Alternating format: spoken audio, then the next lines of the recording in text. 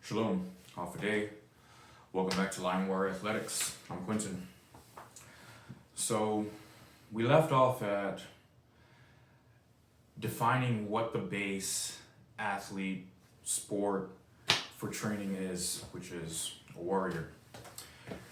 But at least for a male, at least for a man, I think I met someone a couple weeks ago, a woman, and we got to talking about life and goals and stuff, and she mentioned to me how she wanted to become a exercise scientist, therapist, something of that nature.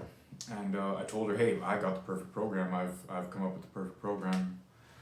But then it struck me while talking to her that that is the man's job, the male's job, default training would be, which is a warrior. And I think a female's is different inherently. I mean, we are different. We don't have the same roles. So that's something I'm working on. I'm thinking about. Haven't considered before talking to her. Grateful for that talk. So again, so at least for a man, we know that the default job, sport, athlete, is a warrior. And we got to think about, what does that actually entail? What do they actually do? Well, for one, we can easily deduce that they are going to defend the tribe, the community, themselves, their family, whoever it may be, their loved ones, and defend from who and or what.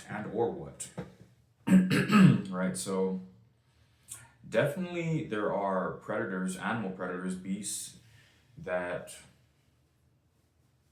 can come and attack you. They might come attack you. They might, when aggravated or in self-defense, whatever the case may be in that regard, they could attack. So that's something that you have to defend from. You might have to defend from enemy men, troops, tribes, whatever, what have you.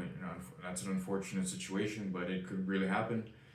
Or an individual who just doesn't understand. You guys had disagreement, argument, fight, whatever it may be. They could come at you physically. And so we got to think about, what are the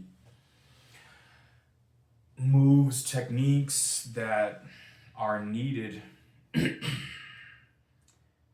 do that job, to defend or potentially attack, right? So there's that. There's also the environment, obstacles or paths, things to get over, to overcome, as far as terrain or environment, things like that. We got to come up with some base movements that replicate all of those things, that have the most carryover, the most transfer to those skills, right? So that's some things we got to establish. What's another thing that we need to establish? I've been thinking a lot about our ancestors as men, the caveman, if you will, and relating their time, that whole era, and from the very beginning to where we are right now, and bringing that all together, as far as what things would look like, how things are supposed to look like, what are the most timeless principles that need to be known, that are just the most effective, no matter what era, no matter what job or role, what have you, that have the best carryover to life. And so that's something. I hope you guys can help me out with that. Pardon the background and stuff. I'm moving things around. I'm rearranging the room so I can have a better recorded space. These are my books for school. I'm working on a whiteboard, a bigger whiteboard. I have one here, but it's not big enough. It's like that. The next video, we're going to talk about training variables and terms. Things like volume, frequency, intensity, strength, endurance, sport, athletic effort, war effort. We'll all get into that in a bit. But I just wanted to get on here and lay down the groundwork, which is, what are the warriors' necessary movements, skills that they need to train, that they should train in order to become the best that they can, which is what this is all about. All right, well, see you guys in the next one.